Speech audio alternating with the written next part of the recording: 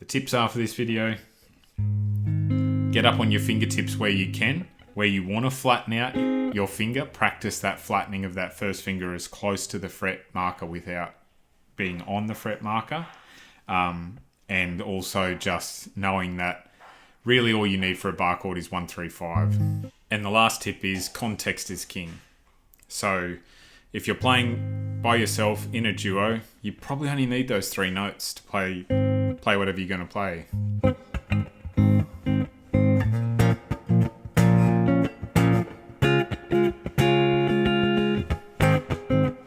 And if you want a ska feel or a reggae feel, then you want those top 3 notes.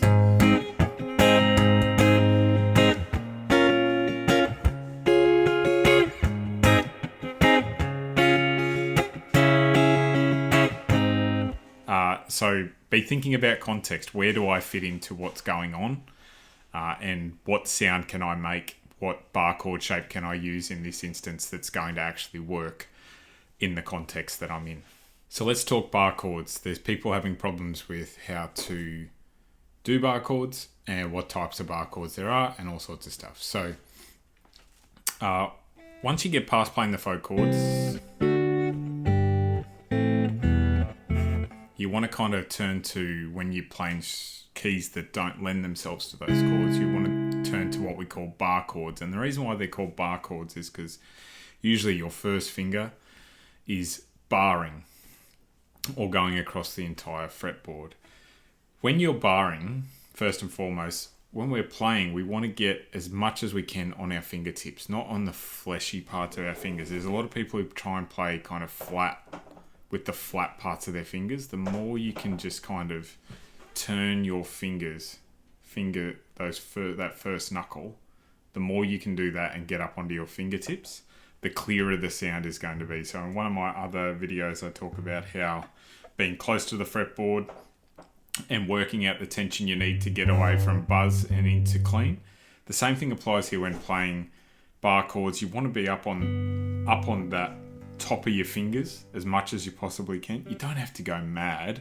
Just get as close as you can. Everyone's knuckles and flexibility is different. When you're actually playing bar chords, so let's say the progression's in like A flat.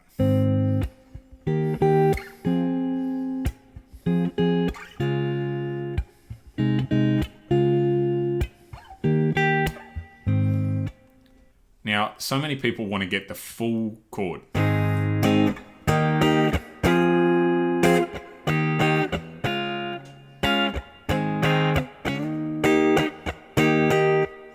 The problem with that is you have to have so much connection with the fretboard, right? And you're relying on your first finger to hold a lot of tension.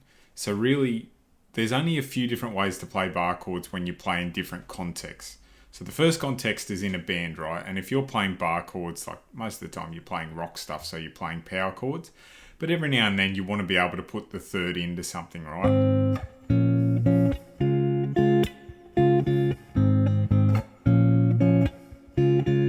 So that's just A flat. And the reason why I'm using A flat, by the way, is so that we get away from the open keys. That's the whole point of bar chords, so that you can play in any key.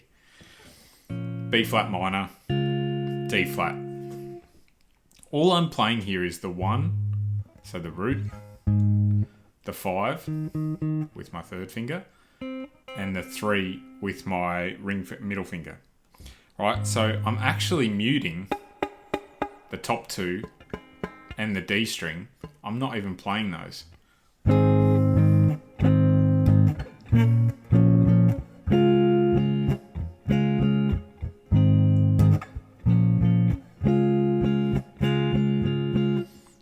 So that's one context where you just want the sound of that nice 3, and you might hear it in songs like Thelma Plum.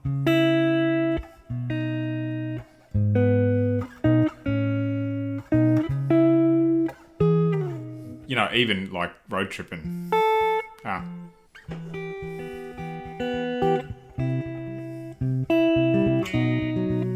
So they're just using that 1, 5, 3 shape. They're not using all the notes of the bar chord. When you want to play a full bar chord, even then, like to have some real kind of power behind it, I really would only just add the little finger on the D string, right, to get the first 4 notes. A flat, E flat, A flat, C.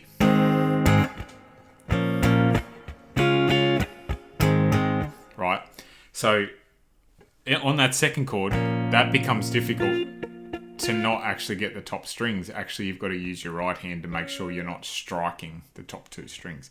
And because I play without a pick a lot of the time, I'm able to just actually pluck exactly the 4 notes that I want.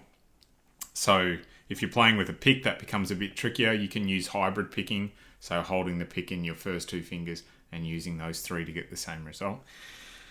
But there's those contexts, and then the context where you want the top notes.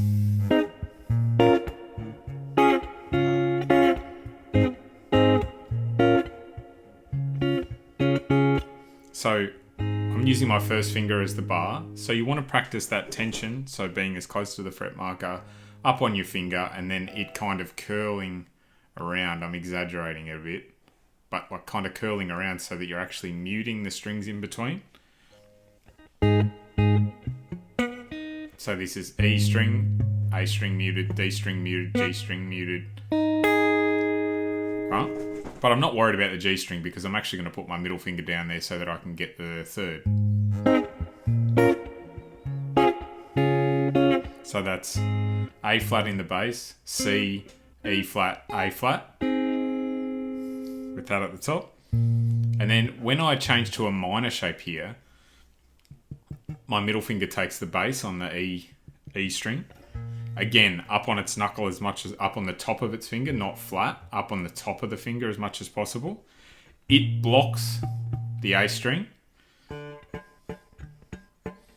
And the D string is blocked by my ring finger or my first finger just kind of sitting there, blocking it. And then I just get the top 3 with my ring finger. Flat. Now I know that's going against the rule of getting up on your fingertips. Sometimes you just have to break the rules.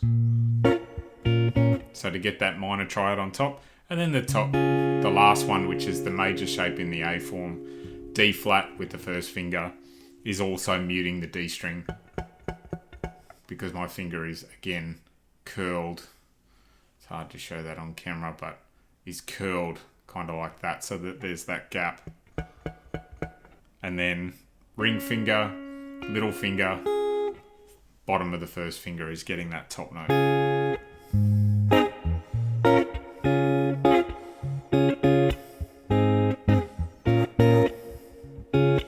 So there are actually only very rare contexts, like even if you think of something like Arctic Monkeys or those sorts of songs where they do use bar chords.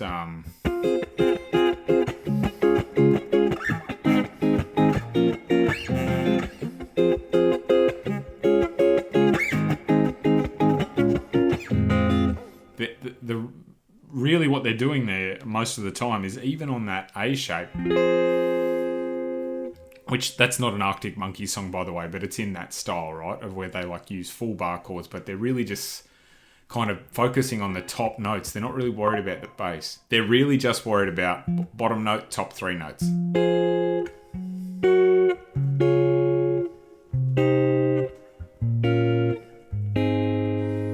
So when it comes to doing bar chords, you've really only you've got major, you've got minor. You can do diminished, you can do augmented. So just to demonstrate what they are, obviously you've got 1, 1, 5, 3. So augmented would be sharpening the 5. I'd use my little finger to turn that into an E, rather than trying to rearrange my fingers to do 4 notes. Unless I was doing a dominant 7 sharp 5. Diminished, I would just, so these 2 fingers for diminished would just come down a semitone. So now you'd have A flat, D, and B on top. So that's a diminished bar chord.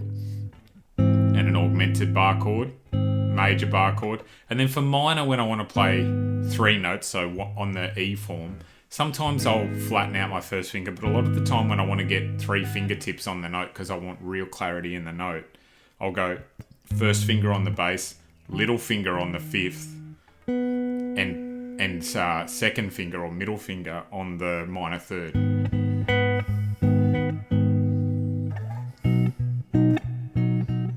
And then obviously the major shape from that first string set transfers down to the minor major. And then the same thing with the diminished and stuff here. So if that's D flat major, so D flat, A flat, F, to get a diminished, that just comes down a semitone and you get D flat, G and E. And then for augmented, you actually have to rearrange your fingers a little bit.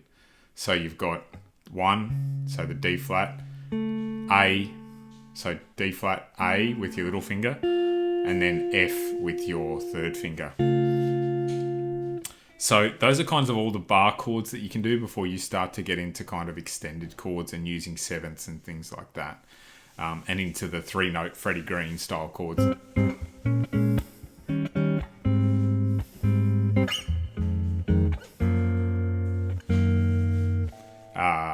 Yeah, because a bar chord is really about 1, 3, 5, or, you know, it's really about those notes and those notes repeating. So those are all my tips for bar chords. Any questions, hit me up in the comments. Like and subscribe, Great Southern Man, and look forward to seeing you in the next video. Whoosh.